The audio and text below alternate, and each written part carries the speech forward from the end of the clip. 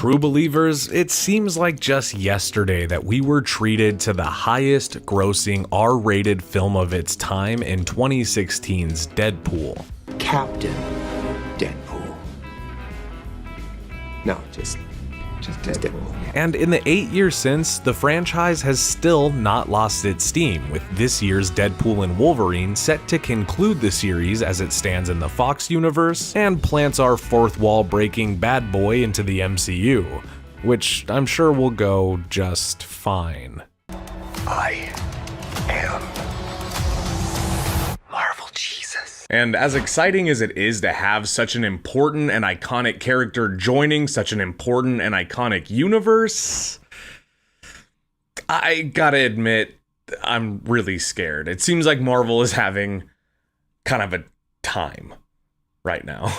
But today, my friends, we take a nostalgic look back at the first installment of this soon-to-be trilogy and see if in a world of shared universes and studio crossovers, this movie still has the juice that made it one of the biggest hits in film history. Let's go. Let's fucking go.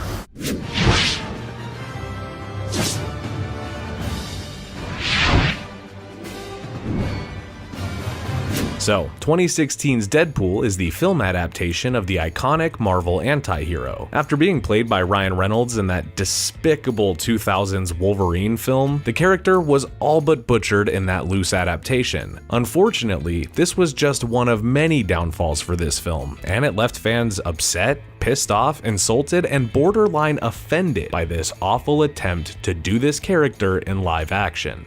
You don't have to do this.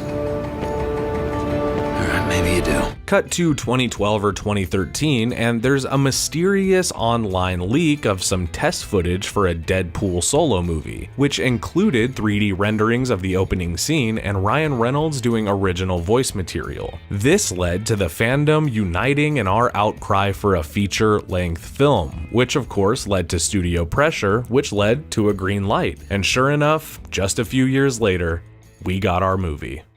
I know, right? Whose balls did I have to fondle to get my very own movie? Deadpool follows the story of Wade Wilson, an ex-military assassin now living on the low and working as a freelance enforcer. When Wade is diagnosed with terminal cancer in his liver, lungs, prostate, and brain, he seeks the help from a secret organization who claims to be able to heal him and even make him immortal. This, of course, backfires immediately and Wade is nearly killed, but given the immortality that he was promised. And just like that, Deadpool is born.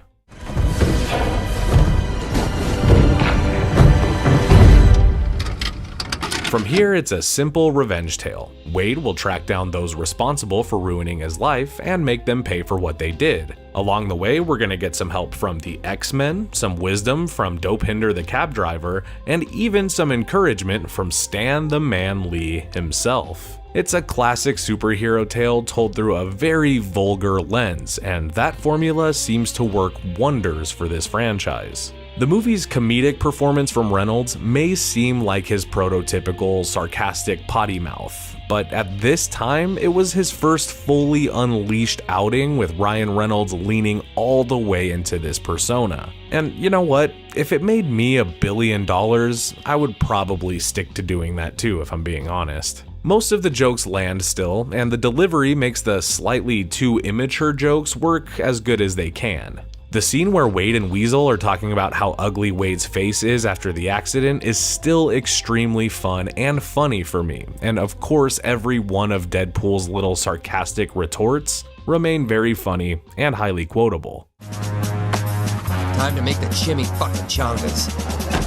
I also really love the scene of Wade and Vanessa meeting and falling in love, and it is one giant lesson in how not to be charming, yet the way it plays between these two actors is wonderful and, more importantly, hilarious. I slept in a dishwasher box. You had a dishwasher. The action also holds up pretty well, although I have to say this movie's general look has always been a bit bland for my liking and has since improved with Deadpool 2, which has a more saturated looking palette.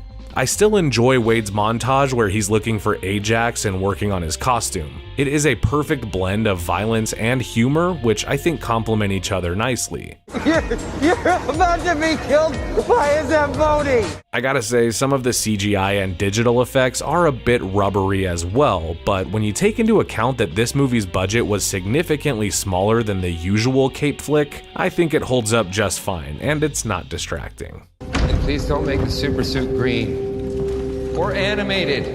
That being said, I am not completely crazy about the movie's final battle sequence, which shows Wade finally tracking Ajax, aka Francis, after he kidnaps Wade's beloved girlfriend Vanessa. In my opinion, the final battle is just fine, but when you compare it to something as entertaining as like the movie's opening scene, it does kind of leave a little bit to be desired. And with that said, I'm also lukewarm on the movie's villain. He's just very uninteresting to me, and I think Ed Skrein would have been better as a more powerful and three-dimensional version of Ajax, but the story just didn't give him that much to work with. You can't really step it up from there.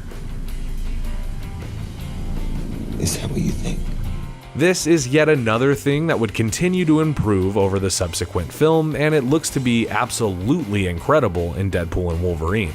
The costume design of Deadpool is probably my favorite aspect of the overall visual adaptation. Everything from the big white eyes and the little ill-fitting mask with that bump on the top of his head to the Hello Kitty watch and even the Deadpool logo belt buckle.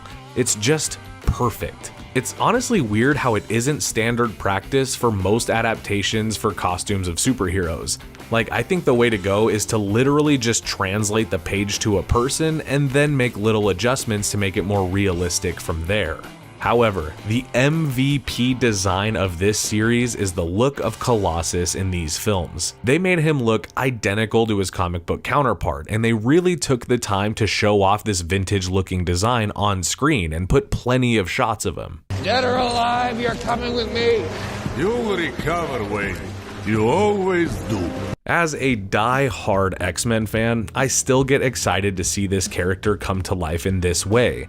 The X-Men films of course did feature Colossus, but the designs started off as just okay in those movies and just got progressively worse as they went on.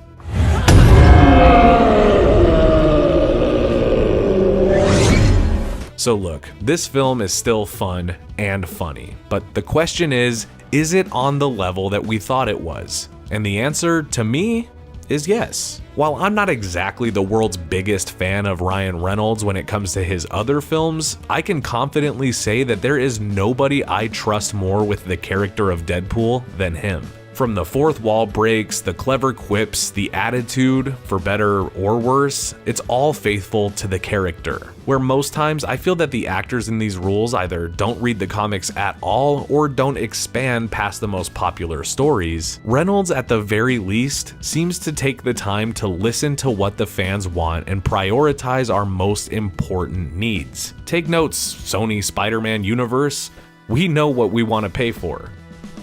Yep, that's a good one. Look, I'm giving Deadpool a solid 7.5 out of 10 on the rewatch. This movie is still fun, and I very much enjoy it.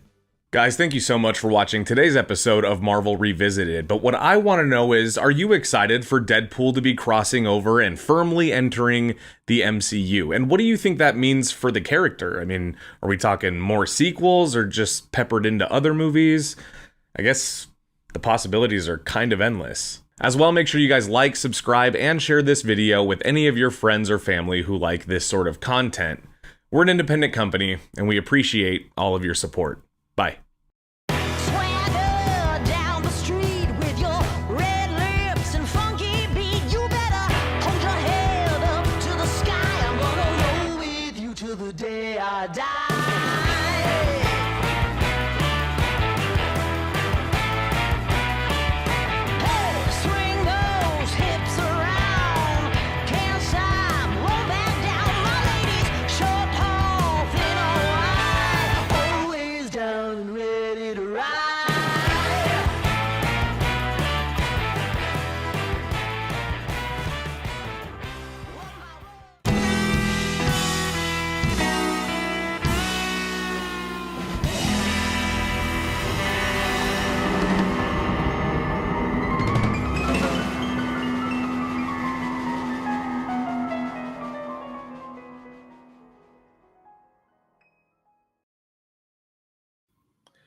Hello and welcome to Friday Night Flicks. Guys, we are back.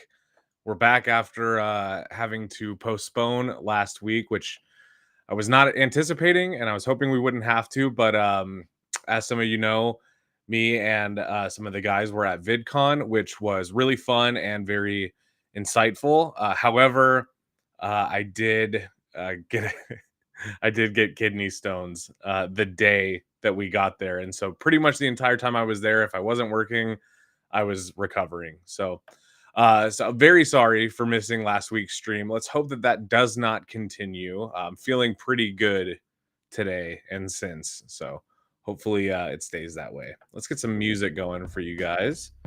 Let's take a look at the chat. Looks like some of you are here early. Hello, everybody. Hi. Ned Smith, hello. Mark McCarthy, hello. Big Rod, hello. Lark Bark, great names, all good names. Hello, everybody. My name is Kier Gomes, and as usual, I'm going to be your Friday night host. And we got a good show lined up for you guys tonight. I'm pretty excited. This has been so far the weekend of Beverly Hills Cop. So I watched the fourth movie last night. I watched most of it again today. And I'm excited. I'm going to be talking about all four movies tonight. So hopefully you guys are in the mood for that kind of stuff. We also got some movie news we're going to dive into. And for those of you that are just here for the free stuff, don't worry because we're doing a giveaway. Okay. I'm going to check out some of these comments. I'll try to do a good job of staying on top of them. You guys were incredible on our last stream with keeping those comments coming. So I encourage you, please do the same tonight. All right. Hello. What's up? Kingsport Cal, welcome back. I'll just let that comment speak for itself. Yeah. Yeah, it will break you. I won't tell you guys the story, but the VidCon story for myself and those who were there, that's one that we're all probably going to remember. Yeah. History lover, hello. Am I doing better? Yeah, I'm feeling better now. Hopefully the worst of it is behind me. Kind of feel like it is, so I'm hoping. And we have my good friend, my brother, Chris Bumbray. You guys know Chris. He's our editor-in-chief on JoeBlow.com, and you know him from around the Originals channel. He likes to make sure that I'm always wearing a gold chain for these live streams. So if nothing else, Chris, if that's the only reason you're here, I still appreciate it. So thank you, my friend. Thank you. Here, I'll take some of the, you guys know my name by now. I guess I don't need to have that up here anymore, huh? Let's take that down. And it's gone. And for those of you that haven't, check out this ticker at the bottom of the screen. Anytime it's on here, don't get distracted from the great stuff I'm saying. But we've got some cool quotes from filmmakers, actors, just Hollywood folk about Joe Blow. So if you guys want to know what the very popular opinion around Hollyweird is, we're providing that to you.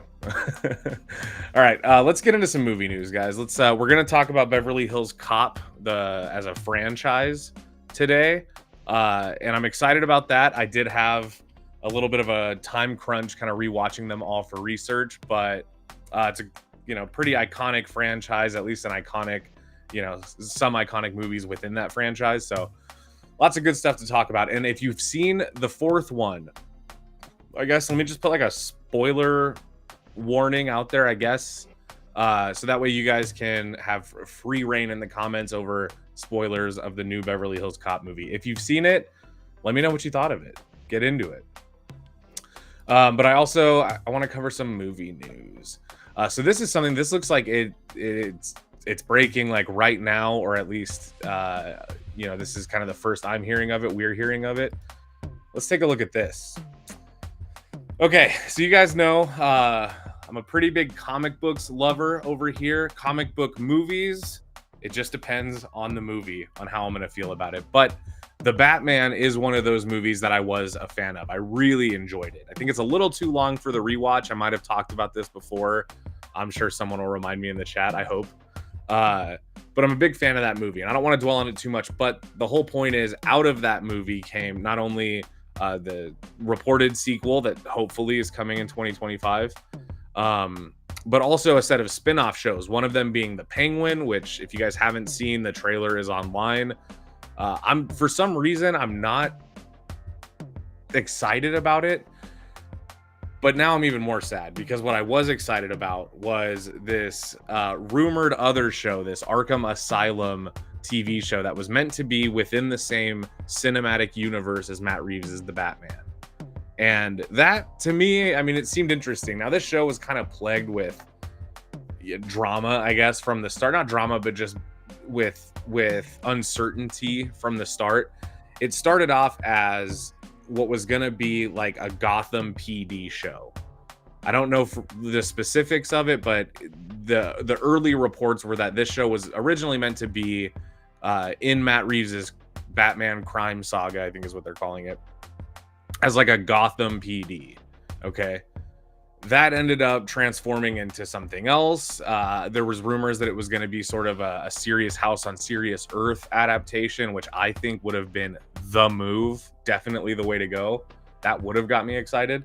But then eventually just slowly morphed into this ambiguously defined TV show that was set in Arkham Asylum, which has now been scrapped.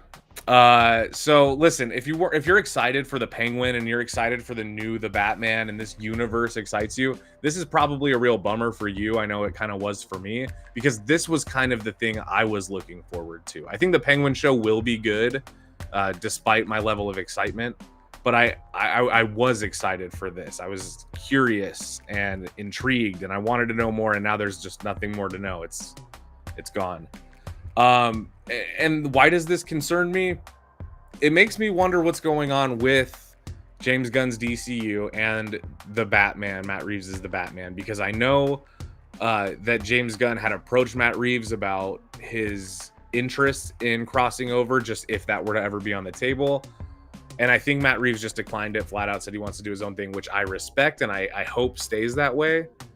But then it kind of leaves you to wonder. There's the Batman, the Brave and the Bold, which is a new Batman movie that's supposedly going to be directed by Andy Muschietti. So what does all of this mean? If we're canceling stuff in Matt Reeves' The Batman universe, that movie keeps getting delayed. I don't know. It makes me wonder where we stand with getting more with Robert Pattinson as the Batman, or if it's going to be one of those things that was just a great movie that had potential for a great sequel that went into development and never got made, you know? And then the Penguin show, which is too late to cancel. So anyway, let me know what you guys think about that down below. I'm interested. I'm interested in what this means for the bigger Matt Reeves universe, you know? All right, let's take some comments. I see you guys are pouncing in the comments, which I enjoy, so thank you. Kingsport Cal says Beverly Hills Cop franchise is iconic to who? Some of the movies are iconic. Yeah, now.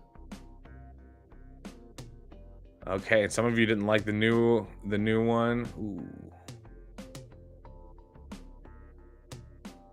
Yeah, history lover. So yeah, this show started off as a Gotham PD show that was kind of like Gotham, but Matt Reeves. Yeah, I think that's. I mean, there's not a ton of information, but I think that was kind of the move. Yeah.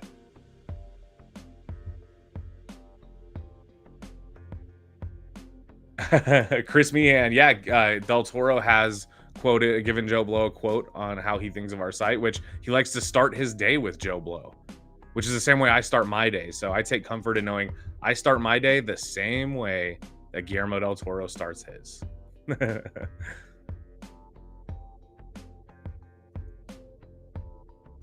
Okay, so me like the graphic novels that this show is going to be based on. Yep. All right, so let's get back to Beverly Hills Cop. Okay, so I want to pull up some opinions so far, and then I'll tell you guys my opinion. Maybe we'll talk about the new one first, and then we'll go back and talk about the other ones. And we've got some other movie news, so I can kind of bookend that. But we can get into it. So Mark McCarthy says, did not like the Netflix Beverly Hills Cop. Just watch the original. See Murphy in his prime. The confidence is just palpable. Yeah, I mean, the thing, and this is kind of a, I guess, spoiler for things we'll talk about here in a little bit, but the thing I love about Beverly Hills Cop, the first one, is it has a kind of, Eddie Murphy's got this kind of, I don't want to say like Fletch, but it's kind of the same, he could be a a really good cop, or he could be a con man. And you're kind of, you're kind of left to decide which side of the fence he's playing a little bit. So that's what I like about it. So I agree with you. Although, spoiler alert, I liked Beverly Hills Cop 4 just fine. I definitely think it's a product of Hollywood wanting to make legacy sequels and cash in on nostalgia. But I think that if that's going to happen anyway, you might as well do it right. And I think this movie at least took the time and had the care to say that it's a good movie, regardless of the nostalgia of it. Hopefully that, is how people receive it anyway. All right, we got my man, John Fallon, producer and friend of the show. First Beverly Hills Cop is a masterpiece. No argument there, John. The other three are pretty much the same quality.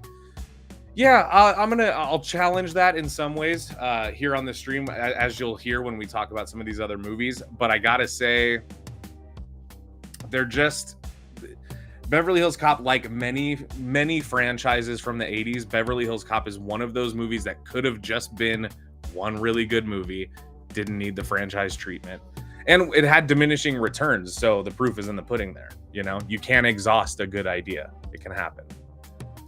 Kingsport Cal, here's a little bit of a left field coming in. That was from my right. That was weird. Who is Joe Blow exactly? Joe Blow is you. Joe Blow is me. It's John Fallon. It's Mark McCarthy, Chris Meehan. Joe Blow is your average movie lover. That's who Joe Blow is.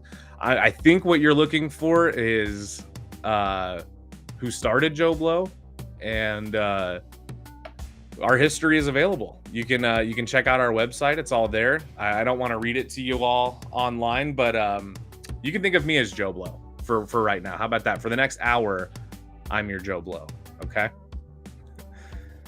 And I'm at your service, so keep commenting. Ned Smith saw the trailers for Beverly Hills Cop, and it looks good. Yeah, can I tell you guys what the red flags were for me?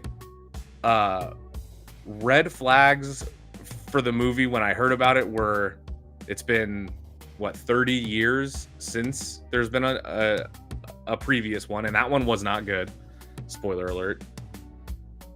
It was going straight to Netflix for streaming, and Netflix has made good movies. They can make good movies. There are good movies that get sold to Netflix, but that's about as far as Netflix is concerned with that process. Whether or not a movie is good is not up to them for the most part. It's more the movies that they choose to purchase, and they'll take just about anything. So the quality of it with Netflix was not certain. It's been 30 years since the last one came out, and then also Eddie Murphy's kind of previous comeback with Coming to America. I don't know about you guys. I was not a fan. I didn't like it. Didn't really think it was funny. And it just felt, you could feel the polish and the soullessness of it, And I was kind of nervous that that's exactly what we were going to get here. And I was more nervous because Coming to America, the first one, is great, but Beverly Hills Cop is a genuine, it's a classic movie. And it is one that I get a little bit precious about. So I was happy to see that it wasn't a complete disappointment. I thoroughly enjoyed some of the jokes and some of the, there was laughs to be had in that movie that I spoiler alert was already in effect, so I can say this. There's a part in the new one where Axel's trying to steal a security guard's kind of set golf cart, and the camera work, Eddie's performance, is great. And the woman playing the security guard, her performance is also hilarious, but the camera work is what makes the joke funny. But basically he thinks that he's kind of gotten past the security guard. He thinks he's skirted her, and that he's gotten around her and she doesn't know where he's at. He turns, the camera pans almost like POV, and you can see that she's straight faced holding on to the golf cart, and then she pepper sprays him for 30 seconds. And that bit gets a little bit played out, but I thoroughly enjoyed the joke and the way that the camera accentuated the comedy. It was funny. That's something I'm gonna remember, and I have to give the movie credit for that. What is this, V for Vendetta? Sure, yeah. Speaking of, when's the 5th of November this year? Maybe we'll do a live stream for that.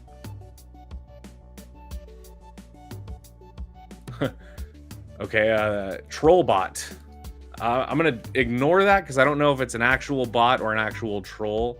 But they want to know if I actually watch the movies or if I have an intern do it. And let me tell you guys, if we had an intern that could watch Beverly Hills Cop 3 for me so I don't have to, yeah, I would take it. Wouldn't you? But alas, we don't have an intern, so I got stuck with it. Hello, Jesse Swarbrick. Beverly Hills Cop, one of my favorite 80s movies. Same with part 2. I might be in the minority, but I did enjoy the third one as well. Just missed having John Ashton and Ronnie Cox. Ronnie Cox was in RoboCop, of course. And that's another movie that I genuinely believe could have just been the one movie and all would have been well. RoboCop's one of my favorite movies, and that wasn't the case until recently, like a year ago, maybe even less. I kind of rediscovered the movie for a video that I was doing, and God, what a great movie! And Ronnie Cox, he's kind of got that he's got that actor's face that you just don't see anymore. You only saw it in actors that were already in their late 40s in the 80s. You know, please somebody validate that and let me know if you know what I mean. Ooh, here's I consider this a hot take. Beverly Hills Cop is good, but can't hold a candle to 48 hours. I'm maybe not the guy to debate that with you. I haven't seen 48 Hours in a while. But that was, I think that was Eddie Murphy's first movie. So I hope that the movies he's made since, I hope he's made better movies since his very first one, but so I don't know. Maybe his performance is just that good. I'll have to check it out again. Yeah, Coming to America sucks. Stick with the first one. I think it was it Amazon Prime? I think it was Prime that made that movie.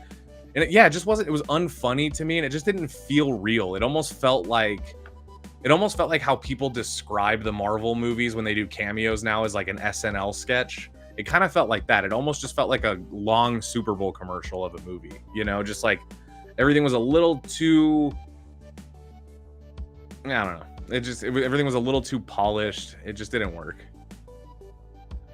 The Netflix version of Beverly Hills Cop just seems like a money grab. Mark, I gotta disagree. It probably was a money grab, but they have been trying to get a fourth movie and even a TV show going for a long time. So my guess would be that Eddie Murphy was probably so disappointed in how everybody received the third film and how kind of phoned in it was, that he probably was like, I won't do a fourth one until I get something good. And I think that it's interesting that this one was the one that brought him back. Maybe the money was just really good. But I do think the movie holds value other than those factors. I don't think the movie's completely soulless. I don't think it's season 4 of Cobra Kai or something like that, where it's just a cameo fest for the sake of it, for the sake of cashing in. I think that there's more to it. There's a little bit more substance. It is funny. Eddie Murphy, if nothing else, you guys have to remember, Eddie Murphy is Axel Foley. So for him, let me get into my Beverly Hills Cop camera here. I'm going to just play some footage of, we have, by the way, we reviewed all 4 Beverly Hills Cop films on the channel. So if you guys want to check them out, please do. I'm just going to have this going so, there's some relevant footage happening. You guys have something more interesting to look at than my face. But the thing you have to remember is Eddie Murphy did a lot of the legwork as the character of Axel Foley, a lot of improv, especially in the first film and the second film. And that he brought that improv into this fourth film. You can tell it's there. And in a vacuum, that performance is mostly what's responsible for the original film being good. So if you're getting that same level of commitment and improv, it might not be as good as it was when he was at his prime, but I promise you guys there's something to be said for it, Okay, yeah, John, I'm going to have to rewatch 48 Hours since you got the awesome in all caps there, and I trust you, so we'll see. Maybe I'll check it out tonight. Also, it's kind of, we're getting into summer blockbuster season, so if you guys want, comment down below what movies you're looking forward to seeing this summer or specifically this weekend. I'm going to see Maxine probably tomorrow night. And I'm very excited. That movie is on my highly anticipated list, not just for horror, just in general for this year. So I'm really excited. Yeah, now the Beverly Hills Cop, this first one, guys, oof, what a movie. Is it not? This movie was directed by Martin Brest, and this was kind of Eddie Murphy's first big leading man role. This was the role that catapulted him into being Eddie Murphy level stardom. You know what I mean? This was really the big one, and it's a classic. It's not just one that, like, for example, this is a movie I could watch with anybody in my family and everybody would be like, if we don't know what to watch, we could just throw this on. Everybody in the room is going to be satisfied because it's a good movie. It's highly rewatchable. Eddie Murphy is hilarious and raunchy, and it's good. There's also some clips. I picked out maybe my favorite isolated scenes from the first 3 movies, so I'll show you guys those clips as well, and we'll watch them together. But yeah, this movie's a classic. This movie has kind of this franchise has kind of the same thing going as like the Jurassic Park franchise, in my opinion, in that the first film made it so that way the setup for this kind of thing is extremely easy. Like for Beverly Hills Cop, the first 3 movies, even this 4th one, it's simple. The movie starts in Detroit and they have to find a way to get Axel from Detroit into Beverly Hills. There's always a reason he's got to be there. It's usually that like somebody he knows or a friend has been murdered or kidnapped, and he's just got to go there to investigate outside of the parameters of a Detroit police officer. And I think that kind of high concept idea in the 80s, especially, this was the kind of thing that I think it drew out kind of the funniness in the mundane. Just taking, like, this is a fish out of water story. It's pretty simple, the setup of it. And then all they had to do was just find a way to make the core concept to dress it with all of these entertaining things. Having Eddie Murphy as your leading man does most of that work, and that's why this movie holds up. Also, this was kind of one of those to me, like, sick from school movies. I think probably just because it was on TV a lot, but like this was one of those movies where, like, if you were homesick from school and it was the middle of the day, you could probably find Beverly Hills Cop, at least the first one or maybe the second one, playing on some channel with 100 commercials and all the good stuff taken out of it. But it was there. It was there. All right. Wow. Thank you guys so much for these comments. Wow.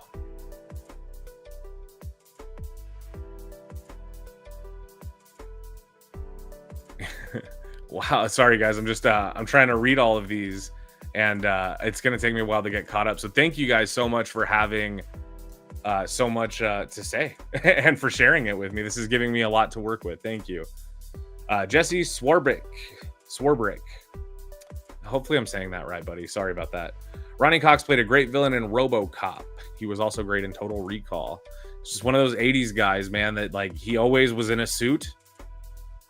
You know? He was guy in a suit. In RoboCop, my favorite moment in RoboCop is the last line of the film, the Alex Murphy moment, and Ronnie Cox is a part of that scene. Kind of one of those things, you know. He's by association. I'll always love him because he's in something that I cherish.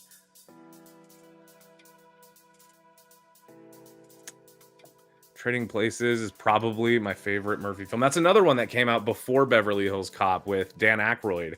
Yeah, that movie's funny, man. Was that movie? I feel like that movie might have been a bomb. Box office speaking. I don't know. I wasn't there, but I enjoy that movie. I think if not Beverly Hills Cop, I gotta say my favorite Eddie Murphy film. It's probably Beverly Hills Cop, honestly. Unless, if we can count stand-up, then Delirious might be my favorite. And I did love him in Bowfinger with Steve Martin. I know that's not a very popular movie to everybody, but I think he was so funny in that. And he played 2 roles, and he played both of them so differently and so well. Eddie got old. Yeah, I mean, that's what happens. You know, it happens to the best of them. I still think, you can be old and still funny. You just gotta really age with it. You know, you have to own it. And what you can't do is show up and follow the script and hope that hair, makeup, and editing is going to make you funny, because that's probably not going to be the case. But Beverly Hills Cop 4, Axel F. Is that what they're called? Is it Beverly Hills Cop Axel F, or is the movie just called Axel F? I don't know. But it's, again, there is more to it than that. You know what I mean? It's not the first one, but then again, like, did you expect, look at me right now in the eyes. I know you're watching, all of you. Did you expect Beverly Hills Cop Axel F to be better than the first one? Because I don't think you did. I don't think anybody could have said, well, hopefully the fact that they're making this movie 30 years later, 30 something years later, hopefully it's better than the first one. I mean, not the case. Now, it's still good, you know? In fact, if I had to rank them, which I'm gonna do, I mean, the first one's kind of untouchable to me, so I don't know. The first one, then probably the second one, then the fourth one, then the third one. But that's not, it's not because the fourth one's not good. It's just that I have a soft spot in my heart for those first two. I'm particularly nostalgic for the second one, which is not as good, but still pretty good. Okay, I'm gonna share with you guys. Wow, and then we'll take some comments. Maybe I'll block out a segment just to take some comments. I don't want to miss out on all the fun, you know?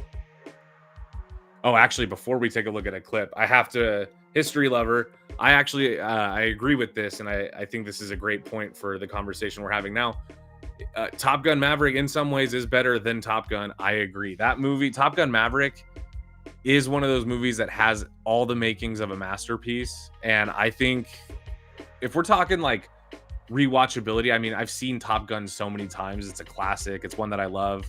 We're going to talk more about Tony Scott shortly. But Top Gun Maverick did have something special. That felt like even if Top Gun never existed, Top Gun Maverick still would have been a classic. That's how you do it. That's how you do a sequel. Norbit is overrated.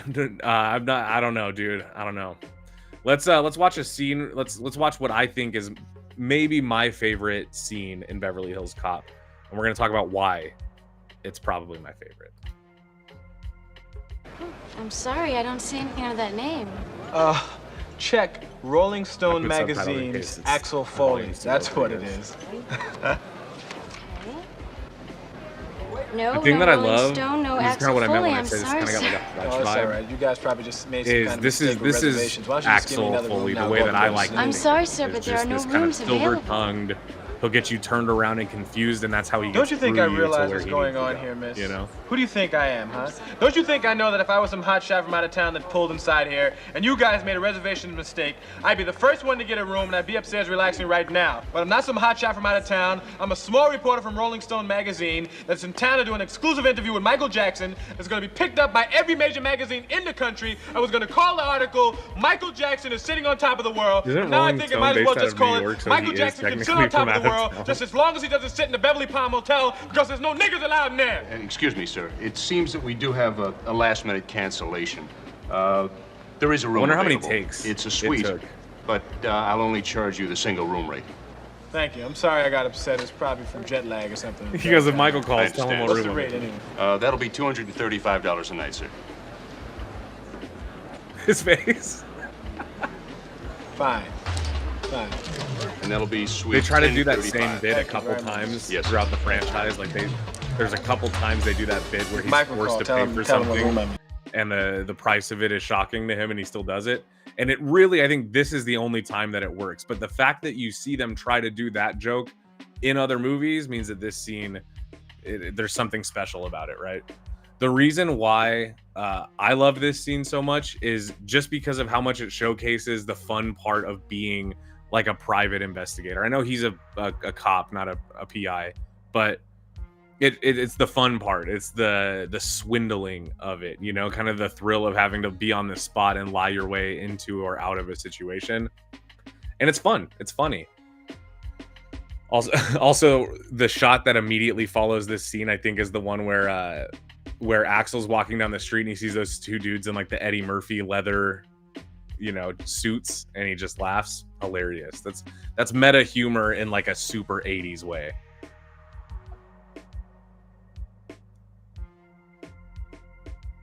Yeah.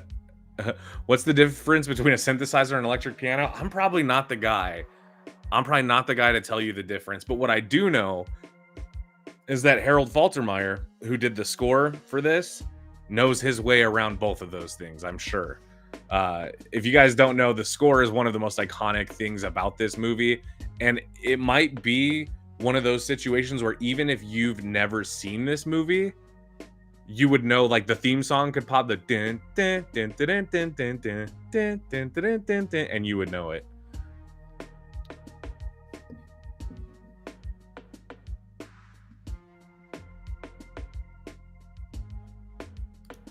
Yes, yes, Ned Smith. I love the scene with the banana stuffed in the tailpipe.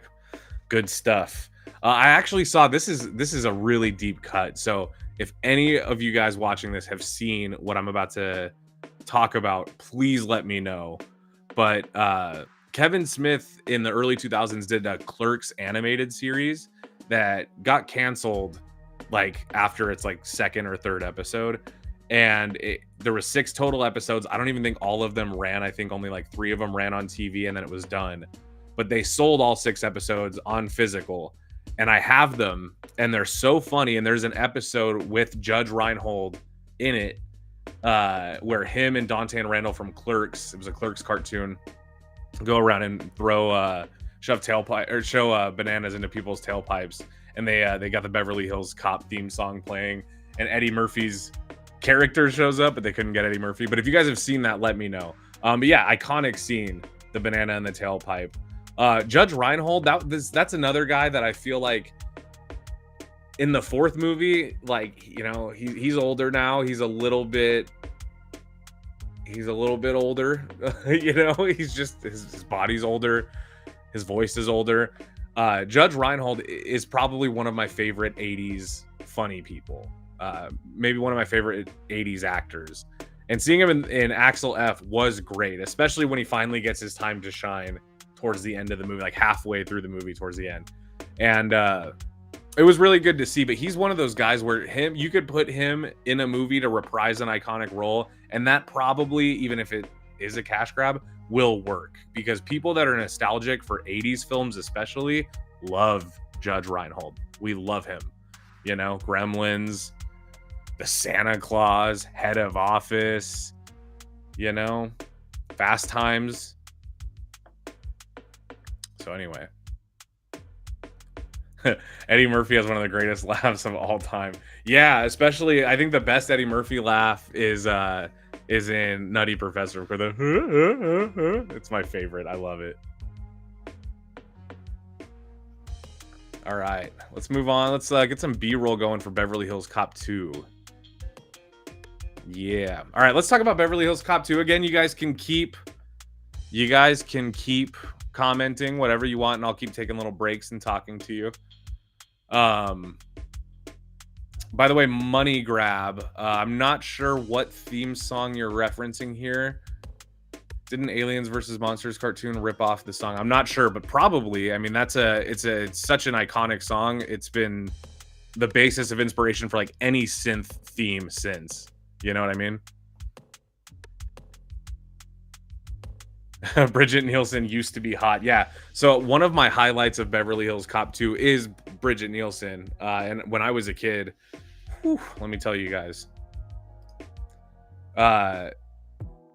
if there's ever a movie made between Eddie Murphy and Richard Pryor, it would be gold. Wasn't there? It'd be crazy if there wasn't. I don't know. Yeah, so Beverly Hills Cop 2. So this one is directed by Tony Scott, okay?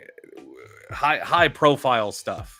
And it was made in 1987, so pretty good time for movies. Really good director. Eddie Murphy's back as Axel Foley. The movie's got a bigger budget, a big old budget for that second movie.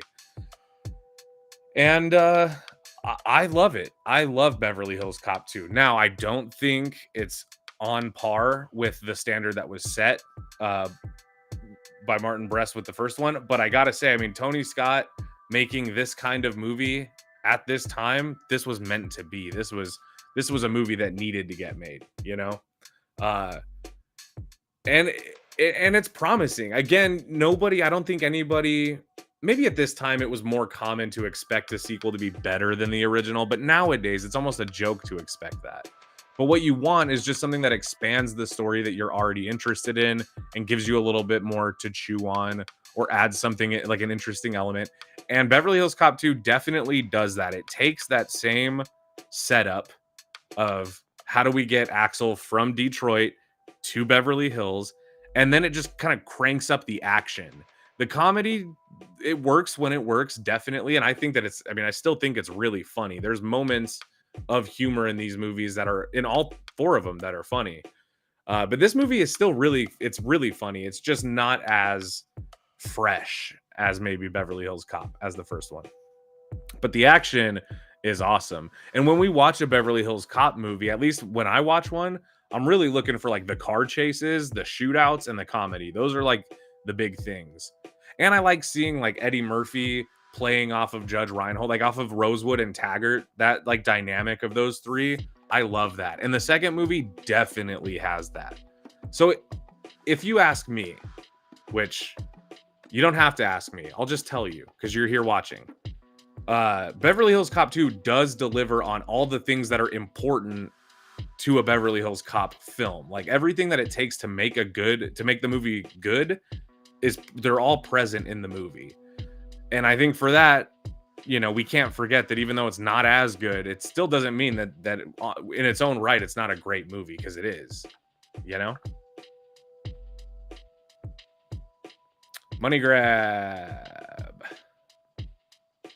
Murphy made his feature film debut in 48 Hours, 1982, alongside Nick Nolte. Yes. Yeah, we talked about that a little bit earlier on the stream. I think his first 3 movies were 48 Hours, and then Trading Places, and then Beverly Hills Cop. So a pretty solid 3 movies to be in. That's pretty incredible. All right, and Bicky Bickford says Eddie and Richard were in a movie together. I knew they had to be. For sure.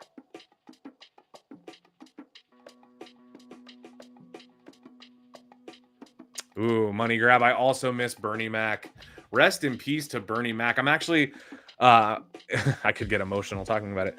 I'm working on a video for Ocean's 11. I'll probably cover the whole Ocean's trilogy, the Soderbergh trilogy. And then we'll maybe see what happens after that as far as Ocean's 8 or the terrible Sinatra 60s version. But Bernie Mac, I'll be talking about him because he's in Ocean's 11. Man, that was a real loss for sure. Do you guys remember Bernie Mac in Bad Santa? To me, that was his funniest role, probably. Yeah, R.I.P. Bernie Mac. Hip hop legend, what up, what up? I don't know why Martin Brest didn't direct the sequel to Beverly Hills Cop, but what I do know, speaking of Bridget Nielsen, there she is. What I do know is that Tony Scott did a great job, and I don't know that, you could ask for anything better, Or maybe you could. I don't know. Yeah, I think that this movie's interesting too. It does have the alphabet crimes, it does add a little bit more of a thriller. You know what this movie is to me? This movie is how Bad Boys is a great movie, and then Bad Boys 2 was the same kind of thing, but just kind of kicked up a notch and stylized a little more sweeping, a little more polished. That's kind of Beverly Hills Cop 2. But I think that that's okay. Bad Boys 2 is a great movie. And the fact that Michael Bay made it, it's still a great movie. History lover, can't wait till I cover Ocean's. Yeah, you won't have to wait long. We got the first one coming probably by the end of this month, whenever I can get around to getting serious about it. You guys know me. I like to, for the videos I edit for you guys, I take my time, but they're always worth it. They're always worth the wait. Because I try to do videos about movies that I'm either really passionately in love with, or that I really passionately hate, or at least have an interesting take on. And then I try to have all of the aspects of making that video match the level of passion I have about it. So I try to make it all good. So when you do get your Ocean's 11 video later this month, you're gonna like it, I promise. And thanks for the encouragement also. Appreciate you. Yeah, Bernie's stand-up was so good. Yeah, Bernie Mac was gone too soon, but I heard that there was also projects that he had in the works for stand-up comedy, which would have been amazing to see what a much older and grumpier Bernie Mac could have done. Rest in peace, my man. I also saw somebody mentioned, I think I can't find the comment now, it's long gone. But talking about Rush Hour and Beverly Hills Cop, I think that's a fun. That would be a fun like two franchises to put up against each other. Although I don't know how many Rush Hour movies are there. Is there? I think there's only 3 Rush Hour movies. But if there's 4, that could be a fun like movie for movie toss up. You know what I'm saying? Somebody write that down. Chris, Fallon, if either of you guys are still on here, hit me up. Maybe we can make something out of that idea. Yeah, Rush Hour. I would love to talk about Rush Hour with you guys. Maybe on a different stream down the road. I'm not going to do it next Friday because it's too similar to this. I'll try to give you guys a little variety and next Friday cover something else. But I would eventually like to talk about Rush Hour because I have lots to say. It's kind of the 90s buddy cop movie that like sticks with me. You know, that's one that I would love to go back and talk about. It was Jackie Chan in the 90s. For those of you that were growing up or, you know, in your teens in the 90s, you know, Jackie Chan, that was a time when he was both funny and badass, and he was paired up against really funny non-badass actors. Good times, all around good times. Big fan. All right, let's take a look at a scene from Beverly Hills Cop 2. Here's a scene that I love. I had to shorten it down a little bit, which I didn't want to do, but I had to. Otherwise, I would just be kind of sitting there awkwardly, like watching and breathing into the microphone all ugly. So I shortened it down just so I can keep it all entertaining. But this scene on the whole, I suggest you don't use the telephone, you don't sneeze, you don't cough, you don't do anything. Classic If you have to break wind, maybe one of them little quiet, sneaky ones, because the slightest peep. Money grab, I agree. Money talks with Charlie Sheen and Chris Y'all Tucker can work was this a good out after movie. I go. And yes, Hip Hop Legend Shanghai Noon was awesome. Excuse me. Do you know what I just realized? I love it. You guys, a lot of you guys have the same and taste just in drop movies this with off me. at Mr. I wish I Fielding's could like office on your way individually out. talk to all Hey, of you guys. let me about explain stuff, something to you, all right? these movies. I have a friend named Bootsy that got killed doing some shit like this. Maybe Not- one day not we'll too do a long ago. stream I that's ain't like gonna just carry this just because y'all made a taking- mistake. I carry from taking A to you B. I guys, have like, nothing to do with making C, calls or okay? something. I have a wife Talking and to 2 you guys. kids, and I'd like to see my twin daughters, Yeah, this Monique scene and is Unique, great. again. It's just right on your way out. It's no problem if you could just take it off my desk, drop it off at Mr. Fielding's. He could call research. They could What about my straighten it. daughters, Monique and Unique? What about them? What's in it for me? What's in it for my family? Monique and Unique. What do you want? What's in it for me? I'm risking my life. What's in it for me? This is What's in it exactly for how me? I Bootsy have died. beautiful daughters. You ask me to risk Y'all my remember- life? What am I this is gonna exactly get how out of this? Bootsy died.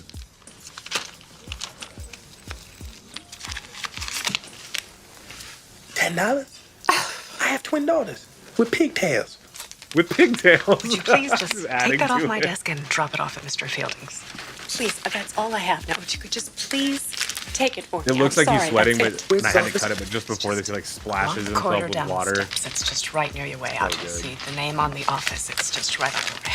Yeah, I'm just doing let's this for throw my some kids. F's in the chat for Bootsy. This is the same way Bootsy got killed. All they found was $20 in a pair of Adidas. Down the hallway, right? Along the corridor. All I found was $20 and a pair of Adidas. We almost just got fucked up. We almost got fucked up. Thank you. This is shoe money for my daughters. $5 a shoe. It's 4 shoes. Yes, man. Oh man. I really think that Beverly Hills Cop 2 is good. And I hope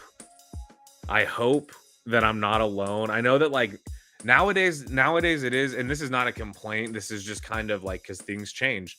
But nowadays there's so many movies and there's so many opinions out there because all it takes is just to click onto a live stream and anybody can become a movie critic, right? So there's so many opinions out there where now in order to be, you know, in order for people to, I don't know, take your opinion serious, you either have to say something was the best thing ever or you have to completely hate it. And I think for me, Beverly Hills Cop 2 is great. You don't have to remind anybody that it's not perfect or that it's not as funny as the first one, but it's just a good movie. And I think from now on, I'll die on that hill. I think from now on, I'm just going to take it as like, it's a good movie. And if you don't like it, watch it again, and maybe you will. Just watch it until you like it. That's what I would do. I actually highly recommend that. Watch it till you like it. You guys want to talk about Beverly Hills Cop 3? Because we're going to talk about it. We're already here. Here we are. I just want to fast forward past the intro here. Again, you guys can go check out these videos. If you haven't seen any of the Beverly Hills Cop films, go on the channel, check it out. Or if you want, stick around, subscribe, because on Sunday, I think, I'm going to drop a compilation video of all of our coverage of all 4 Beverly Hills Cop movies. And you guys can watch them all at once just while you like take a lunch break or eat your breakfast or whatever you do while you watch your YouTube videos. You know what I'm saying? So Beverly Hills Cop 3, this is the one that I know as the one that takes place at a theme park. And the reason I don't recall further details is because this movie is the one that I like the least. It's probably the one that, if I had to say that there was a movie in this franchise that was just bad, this is the bad one. This is the one that sticks out. It's the one that killed the franchise for 30 years. John says it's all right here. The timing on that comment. The timing on that comment couldn't have been better. As I'm saying, like, this is the franchise killer. This movie was the one that I hated, and then John chimes in. It was all right. Yeah, maybe I'm doing what I was just saying we shouldn't do, and I'm saying it's terrible when in reality it's just all right. I don't know. But this movie's hard not to compare, because while I think the second one really stands on its own, like in a good, like it's a good movie even on its own, this one you really do have to compare it, because it's bringing in 2 movies worth of lore and 2 movies worth of characters and 2 movies worth of information to it, and trying to kind of recreate those jokes while keeping it fresh. Super tall order for a trilogy, which I think was the plan. I think this was just the plan, just to make this the final one. So it's a tall order. I'm not saying that the movie's bad, because, you know, nobody wants to make a bad movie, but this is the one that when I saw it, I just didn't really care or remember it. And then every time I go back for Beverly Hills Cop, I usually stop after the second one. I just never go back to this third one. So when I was doing research for this live stream, I watched it, and like there is moments that are still funny. Again, it's still Eddie Murphy. But the weird thing is, this one, it's still Eddie Murphy, but it's not still Axel Foley, at least in my opinion. So this movie kind of feels like, oh, yeah, that is a good question, Jesse, and we're going to talk about that. I'm going to pin this right here so everybody can read it, and then we'll talk about it. Yeah, this didn't feel like Axel Foley to me. It felt like Eddie Murphy was just kind of sticking to the script and reading the lines that were written for him, not really breaking out, not improvising a lot. And it also just kind of seemed like, I guess the argument could be made that Axel was much older now, right? Because this was like 90 something, mid 90s.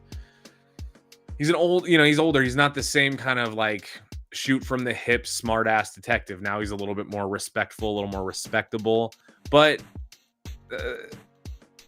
okay. But like the thing we liked about Beverly Hills Cop was not that. So it's just it's a lot to ask to give us a new version of the character to still kind of, I don't know, for it to just fall flat. You know, there's some moments in this movie that are kind of cringe inducing. the little kid, you guys know the little kid. Oof. So yeah, Jesse, why didn't John Ashton and Ronnie Cox reprise their roles for part 3? The reason why what was his name, Bogomil was retired was because he didn't want to come back. You know, this movie was too little too late. And I think the fact that Eddie Murphy and Judge Reinhold came back is the only reason they went through with making this movie. I think if even Judge Reinhold wouldn't have come back, it wouldn't have been enough for it to just be Eddie Murphy, and the movie would have been even worse. So, sorry guys. This one was directed by John Landis, who has made, he's made some okay movies, but he's also made some not okay movies. Yeah, scheduling conflicts, supposedly. Isn't that always, it's always two things. Scheduling conflicts or creative differences why people leave movies, which is just a polite way of saying either somebody wasn't getting paid enough, like it wasn't worth it to work it into their schedule, or they just didn't get along with somebody else involved in the movie. Maybe they just didn't like the script, you know? Yeah, the villain in 3 was definitely more fleshed out than the villain in the new one. I think that the villain in the new one was lackluster, and not only that, not at all the draw of the movie. Like, I think that in this movie, like, having a villain was not even, it wasn't even as important as it was, you know, in the third movie, or as it is for most movies. This one, what everybody was really, in the new one, what everybody was really looking forward to was the reunion of Judge Reinhold, Eddie Murphy, of Rosewood, Taggart, and Axel. Billy and Axel, really. But then, you know, getting everybody back, that's just what, you know, that's what everybody wanted. And that was kind of the draw. Yeah, Fallon's, yeah, you know, so Murphy wanted to play, this is for Beverly Hills Cop 3 we're talking about. He wanted to play it straight, which wound up being 100% a couple of years later in Metro. Yeah, Metro, we're also covering this month on the channel. For you Eddie Murphy lovers out there, this was actually John's idea. We're gonna watch and cover Metro. Because if you haven't seen that, that is one of the great Eddie Murphy performances, and also a serious Eddie Murphy performance, and I love it. I love that. I love Eddie Murphy. All right, let's take a look at a scene from Beverly Hills Cop 3. This is a short scene because honestly, I don't like this movie very much. But this little snippet, you guys could probably already tell just from this thumbnail, like what the clip is going to be. One of the greatest line deliveries in the movie, though. Check this out. I'm going to turn it up a little bit so everybody can hear it. God damn it, Axel, what the hell have you done now? He went berserk. He was firing a weapon in the park. My God, there are hundreds of small, innocent children around. You know they don't give out Oscars in prison, right? Fuck you! Okay, yeah, that one gets me. I do like that. Just the pause before it, the staring. Fuck you. That's funny. I'm into it. All right, let's get some more B-roll here for Beverly Hills Cop 4. And then we'll talk about that. So I wanted to talk about the cameo in Beverly Hills Cop 4, and I'm running out of time here. Just, these movies, you know, it's easy to get swept up. The cameo in Beverly Hills Cop 4 that has kind of led the internet into a stir. And let me know if you guys know what I'm talking about, but there's a cameo in Beverly Hills Cop 4 by Christopher McDonald. And if you guys don't know, he plays Shooter McGavin in Happy Gilmore. Or as I know him, Goose from Grease 2, which is an underrated musical that I wish everybody would watch. Well, he's in the movie, and he's in the movie playing a golfer, and he's only got like 2 lines, but they're kind of dickish and douchey and a little bit reminiscent of Shooter McGavin. So on its own, not that big of a coincidence. However's short for however. The thing is, Netflix is doing Happy Gilmore 2. Like, they're like working on it as we speak. It's actively being made.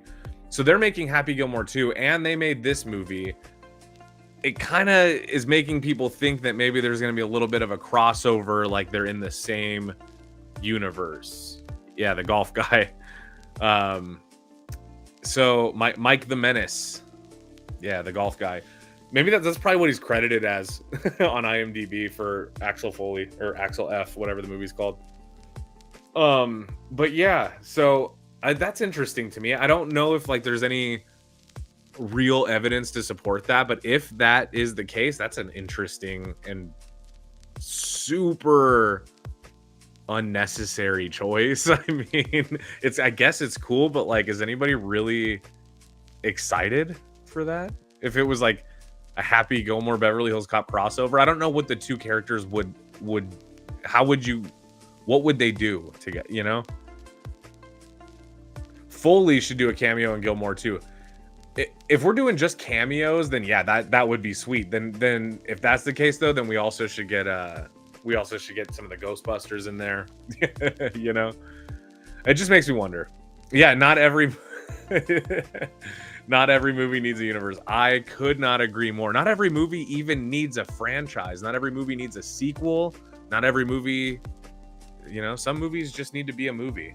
And some movies need to just focus on being a movie, you know? Just be one movie, one good movie. All right. We got more movie news. You guys distracted me with all of your wonderful comments. And that's, honestly, that's better. That's more fun. You can read the news on the website, but I can't read your comments anywhere but here, so. Why do Marion Ross from Happy Days and Bryce Dallas Howard look identical? They kind of do. Bryce Dallas Howard, we interviewed her for Jurassic World a couple years ago. My buddy Lance, one of our guys, Lance, was in Malta doing the interview, and Bryce Dallas Howard was hilarious. She was hilarious. I think she might have been a little bit tipsy, in a fun way, you know. But her interview was fun. All right, let's do a giveaway, and then maybe if there's time, we'll get into some more movie news. But at the very least, I want to do a giveaway because I want to. Okay, we're gonna be giving away a Beverly Hills Cop 4K Blu-ray. Ultra high definition. So basically the best the movie has ever looked. Okay. And we're going to be giving one away. Now, the last few giveaways have gone quick. Okay. This one I imagine will probably also go quick, but it's because you guys are just so fucking smart. Okay. So maybe I'll make them more tricky in the future. But for now, here's what we're going to do. The first person who can answer the question I'm about to put on screen, the first person whose comment I see and poll is the winner. Okay, so I can't get into split hairs over like milliseconds of just the first one that comes in for me. That's the winner. All right, but what I want to know is what film role did Eddie Murphy turn down in order to play Axel Foley in Beverly Hills Cop? So he turned down a pretty big role in a pretty big movie to play Axel Foley in the first Beverly Hills Cop, and I'm gonna give a 4K Blu-ray to whoever can tell me what movie that was that he turned down. Brad, thank you for asking if you're still ineligible. I think if you know the answer to this, Brad, let's give it a while, man, since you won that first one. But if you do know the answer, good for you. Good for you. All right, Jesse, very nice. I'm glad this is it looks like our winner this week is somebody who is just joining our stream, maybe first time joining our stream. Let me know if this is your first stream. If so, I'm really happy that you got it. Yeah, it was Ghostbusters. So Eddie Murphy was originally supposed to be one of the Ghostbusters, and he turned down that role, the ensemble opportunity, to be more of a leading man in Beverly Hills Cop. And you know what? I mean, obviously, Ghostbusters would have set him into the stratosphere, but Beverly Hills Cop did as well. So it was good. Yeah. All right, Jesse, you are the winner. So here's what I'm going to do. If you want to claim your prize, also let me know, Jesse Swarbrick, if this is your first live stream with us. Because if so, double congrats, you know? Here's what you're going to do. Claim your prize. You can email me here. This is my email address. KierGomes@JoeBlow.com. Send me an email once we verify that it is indeed you. Then I'll get your shipping details and we'll get your prize out to you this week. So congratulations. And thank you again for being so active in the chat. That's to all of you. Okay. We're going to be doing a giveaway again next week. So for those of you that just come here for the free stuff, not to worry. You'll have a chance to get some more freebies next week. Okay. Also, guys, this is just kind of this is just one I want to throw out there because, you know, it's important to me. And while I was at VidCon, thanks to the Joe Blow merch, I was extremely comfortable while I was passing my kidney stone. Don't forget to grab your Joe Blow merch, everybody. We have movie quotes, okay? But they're a little bit, if you know, you know. They're not obvious movie quotes, okay? They're ones that movie fans will recognize. You see that Point Break one? We got a Poltergeist one. And you guys can grab some for you. You can grab some for a loved one. Ideally, you'll grab some for me. Send me some of my own merch if you get a chance. But you can scan that QR code, shop around. If t-shirts aren't your thing, we've also got, the coffee mug for those of you that drink coffee. Okay, so make sure you get your merch. We work hard on this stuff. All right, I'll tell you what. Let's cover one more topic, a little bonus topic. I know we're at the hour, but for those of you that are still here, let's party. Now, I know I'm late to the game on this, but this one, you guys know me at this point. This was important to me to talk about. We got a ton of set photos from Superman. And by a ton, I mean, like, these things are coming out, like, daily. We're getting new stuff, okay? We've seen a little bit of what Guy Gardner, Green Lantern, is going to be looking like. Seen a little bit of Mr. Terrific. So, they're here. And this, I think, is a better look at the Superman suit than the initial reveal, just because the pose was a little, whatever. These are more heroic poses. Guys, this movie looks like it's going to be wild, okay? There are so many characters in this movie. I know it's not an origin story. This is a DCU where superheroes just exist, which is great and refreshing. But there's a lot of characters in here. It kind of makes you wonder, what the scoop is, what the story is. But they get me excited. What I wanted to do was just show you guys the photos in case you haven't seen them. These three here, I think, are the most like HD of the Superman suit. And I gotta admit, the colors on this suit are perfect. I love the yellow being like kind of a vintage orange. I love like the very, very light blue, the bright red. These are good. These are good. Will Christopher Reeves' son be in the movie? Will Reeves, Christopher Reeves' son, is in the movie. Oh, that's cool. I didn't know that. I didn't know Will Reeves is in the movie. That's cool. Hopefully he does a good job. You know what I mean? Okay. I guess that's pretty much it. Unless, you know what? Let me show you guys. I want to show you guys just for fun. Let me look for it. I want to show you the look at the Green Lantern suit. If I can find it. I can't find it. Oh well. If you guys haven't seen it, it's a very low resolution set photo. You're not really missing much, but it looks bad. I don't know. Not good. I don't know. I'm not that excited about the Green Lantern suit. If that's the first Green Lantern we're getting in live action in this long, I wanted it to look better, but you never know. After they film it, there's post-production steps they can take to make that thing look sick. So hopefully they do that.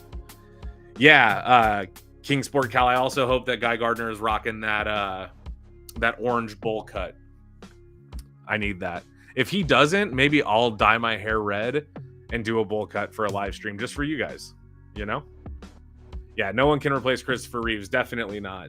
Definitely not. That's still my Superman. But I am looking forward to David Cornsweet. I'm very much looking forward to James Gunn's DC and specifically Superman. But yeah, Christopher Reeves is the man. And no one can replace Wesley Snipes as Blade. No argument there. I love the Blade movies. I love the first two Blade movies, I should say. And I've reviewed them all if you guys want to see those. I have videos on all three of them. But Blade, especially Blade 1 and 2, Wesley Snipes' Blade, that's all you need. All you need. Just a guy. Have more faith in Gunn than Snyder? Same. If you look at James Gunn, he made the Guardians trilogy. That's a very important thing to remember. He can do that kind of thing. And I would rather see a Superman that looks like Guardians than, like another dark take on Superman. That's what I think. All right, guys. So that's everything. For Jesse, our giveaway winner, please reach out to me at my email address, kiergomes@joeblow.com, so we can send you your Beverly Hills Cop Blu-ray. And here's my ranking of the franchise just to lock it all in. The best one is Beverly Hills Cop, 1984. Beverly Hills Cop 2, 1987. Beverly Hills Cop 4, 2024, and Beverly Hills Cop 3, whatever the fuck year that came out, 90 whatever, is no good. All right, that's all I got for you guys, but tune in next Friday for another Friday Night Flicks, and make sure you bring with you whatever topics that you want to cover. All right, it's been real, you guys. I'll see you again next week. Peace.